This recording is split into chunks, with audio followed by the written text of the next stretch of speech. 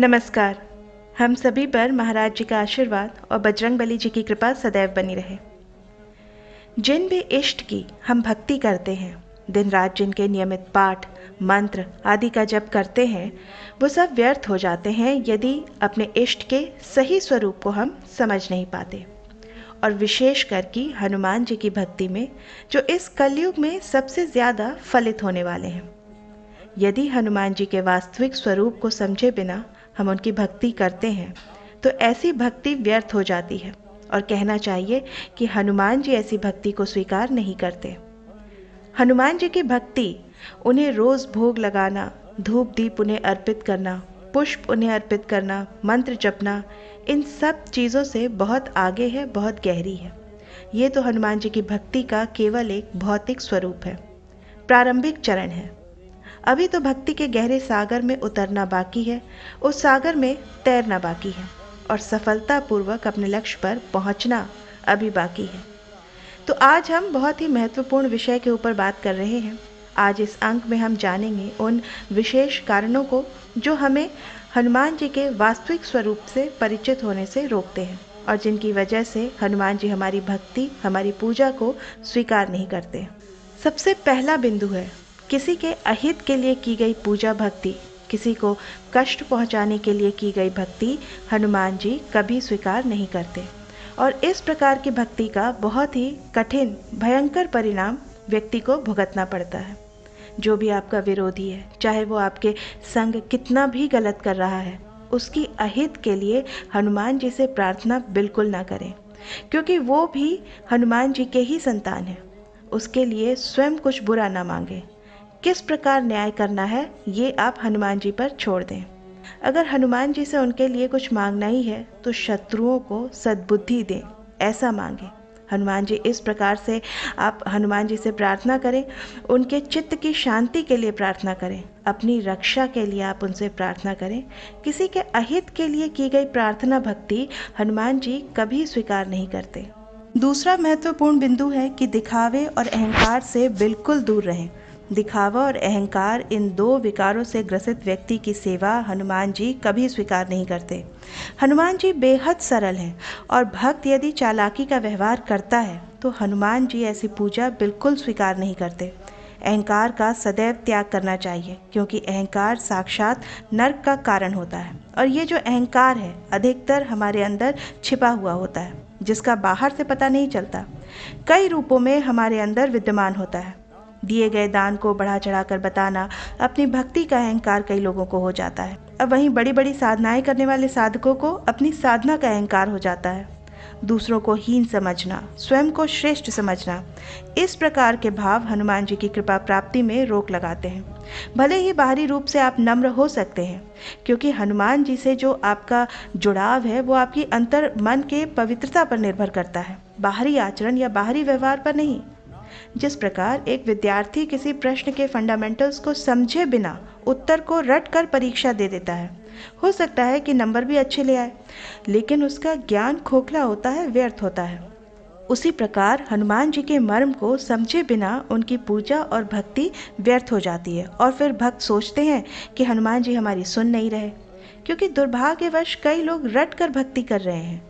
पूजा साधना के नियम क्या हैं, विधि मंत्र का उच्चारण आदि, ये सब रट कर भक्ति करते हैं और वास्तविक फल से वंचित रह जाते हैं। कई लोग मंत्र के शुद्ध उच्चारण के लिए परेशान होते हैं, कई लोग माला असली है या नकली इसके लिए परेशान होते हैं। कुछ लोगों की परेशानी होती है कि उनका संकल्प खंडित हो गया। लेकिन ठीक एक विद्यार्थी की तरह अगर आप हनुमान जी के जो फंडामेंटल्स हैं, उनके जो मर्म हैं, उनको समझकर आप हनुमान जी से प्रेम करेंगे तो समझ में आएगा कि विशाल हृदय हनुमान जी की भक्ति के लिए स्वयं में भी विशाल हृदय धारण करना होता है। फिर पूजा और भक्ति में इस तरह की अशुद्धियाँ या गलतियाँ आपको प्रभावित नहीं करते, और हनुमान जी इन चीज़ों से कभी भी नाराज़ नहीं होते। हनुमान जी को सिर्फ ईश्वर मानकर पूजा मत करिए। हनुमान जी को केवल एक प्रचंड शक्ति के स्वामी मानकर उनकी पूजा बिल्कुल मत करिए। हनुमान जी को अपना सर्वस्व मान लीजिए, बिल्कुल पिता मान लीजिए। ठीक उसी प्रकार हनुमान जी भी हमें हमारी गलतियों के लिए क्षमा कर देते हैं। जिस प्रकार भौतिक जगत में एक शिशु गलती करता है तो उसके पिता उसे माफ़ कर देते हैं और हमेशा की तरह उससे प्रेम करने लगते हैं। जब पराशक्ति को एक पिता के रूप में और स्वयं को एक शिशु के रूप में आप देखेंगे तो इस प्रकार की गलतियों से आप मुक्त हो जाएंगे और सही रूप में आप हनुमान जी से जुड़ पाएंगे। अगला जो बेहद महत्वपूर्ण बिंदु है जिसका यदि पालन नहीं किया गया तो हनुमान जी हमारी पूजा को कभी स्वीकार नहीं करते, और वो है कि अपने जन्म देने वाले माता पिता का सम्मान करना, उनके प्रति अपने कर्तव्यों का, अपने उत्तरदायित्व का बोध होना और उन्हें निभाना। आप हनुमान जी के मंदिर में जाकर हनुमान जी को चाहे कितने ही भेंट अर्पित कर लीजिए, लेकिन अगर आप अपने माता पिता का सम्मान नहीं करते हैं, अगर उनके प्रति आपके मन में आदर नहीं है, तो हनुमान जी ऐसी भक्ति को कभी स्वीकार नहीं करते। और ऐसे लोगों को तो हनुमान जी की भक्ति करनी भी नहीं चाहिए, क्योंकि ऐसे में उन्हें हनुमान जी के कोप का भाजन बनना पड़ता है।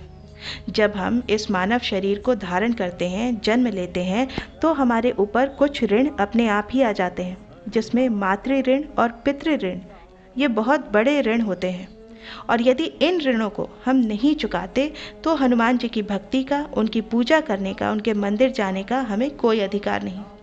जो लोग अपने माता पिता का त्याग कर देते हैं, ऐसे लोगों को आगे चलकर इसका भुगतान भी करना पड़ता है और उनके स्वयं की संतानें गलत रास्ते पर चली जाती हैं। और फिर ऐसे लोगों को हनुमान जी की पूजा आदि करके उन्हें बड़े बड़े महंगे महंगे भेंट देकर ये शिकायत करते हैं कि हनुमान जी हमारे सुनते नहीं। और जहाँ तक हनुमान जी को चढ़ावा चढ़ाने की बात है तो हनुमान जी स्वयं कुछ नहीं मांगते, वो तो बेहद सरल है। भक्तों का भाव ही उनका आभूषण है, वो उसी को धारण करते हैं। व्यक्ति के घर में यदि उसकी माँ परेशान है, बहन परेशान है, पैसों की दिक्कत है और उनकी ज़रूरतें पूरी नहीं हो रही हैं, और वो व्यक्ति हनुमान जी के मंदिर में जाकर उन्हें चढ़ावा चढ़ा रहा है, तो ऐसे व्यक्तियों की पूजा पाठ, ऐसी भक्ति सब व्यर्थ हो जाती है। हनुमान जी ऐसी भक्ति को स्वीकार नहीं करते, पूजा का फिर आपको फल प्राप्त नहीं होता। तो ऐसे भक्त फिर कहते हैं हनुमान जी की पूजा करने का हमें फल नहीं मिल रहा। तो हनुमान जी के प्रेम को यदि आपको प्राप्त करना, उनकी कृपा को प्राप्त करना, यदि भक्ति को फलित करना है, तो सर्वप्रथम अपने घर में जो आपके माता पिता हैं उनसे प्रेम करना सीखिए। और साथ ही मैं ये भी कहना चाहूँगी कि घर की परिस्थिति को देखकर ही दान पेटी में दान डालिए। साथ ही यदि कोई व्यक्ति गरीब है, आपसे मदद मांग रहा है, पैसों की मांग कर रहा है या किसी भी प्रकार की सहायता की मांग कर रहा है, तो उसकी सहायता पहले करिए, तब मंत्र जब पूजा पाठ हनुमान जी का करें। क्योंकि यदि सामर्थ्यवान होते हुए भी आप किसी ऐसे व्यक्ति की मदद नहीं करते जो आपके सहारे है, आपका मुख देख रहा है, जिसकी आप मदद कर सकते हैं, और फिर माँ की पूजा करते हैं, आप मंत्रों का जाप करते हैं, बड़ी बड़ी साधनाएं करते हैं, तो ऐसी साधना भी फलित नहीं होती। कुछ समय के लिए तो फलित हो जाएगी ऐसी पूजा साधना, लेकिन आगे चलकर ये सब व्यर्थ हो जाता है। अगला जो महत्वपूर्ण बिंदु है वो ये है मांस और मदिरा, इन दोनों चीज़ों के सेवन से दूर रहना चाहिए। ये दोनों चीज़ें ही हनुमान जी की कृपा प्राप्ति में बहुत बड़ी बाधा उत्पन्न करती हैं, क्योंकि ये दोनों चीज़ें हमारी ऊर्जा शरीर को दूषित करती हैं, बहुत सारे विकार हमारे अंदर पैदा करती हैं। किसी भी जीव की हत्या करके उसे अपनी क्षुधा को शांत करना, अपनी तृष्णा को शांत करना, ये बहुत बड़ा अपराध है, निंदनीय है। साथ ही मदिरा सेवन ये उत्तेजना का कारण होता है, विभिन्न प्रकार के विकारों को पैदा होने का कारण है, जो भक्त के मन और शरीर को विकारग्रस्त कर देते हैं। साथ ही परिवार में और समाज में अशांति का कारण है। और इस प्रकार के उत्तेजित मन और शरीर से की गई साधना पूजा, इस प्रकार की दूषित मन मस्तिष्क के साथ की गई हनुमान जी की पूजा साधना, उनकी भक्ति को हनुमान जी कभी स्वीकार नहीं करते। तो जिन लोगों को भी हनुमान जी की पूजा और भक्ति से कोई लाभ नहीं हो रहा, कई कई साल उन्होंने हनुमान जी की भक्ति में लगा दिए, तो हम सभी को अपने अंदर झांकने की आवश्यकता है, ये देखने की आवश्यकता है कि कहीं हमारे आचार व्यवहार में, हमारे जीवन में इनमें से कोई भी एक कारण हमारे अंदर पल तो नहीं रहा।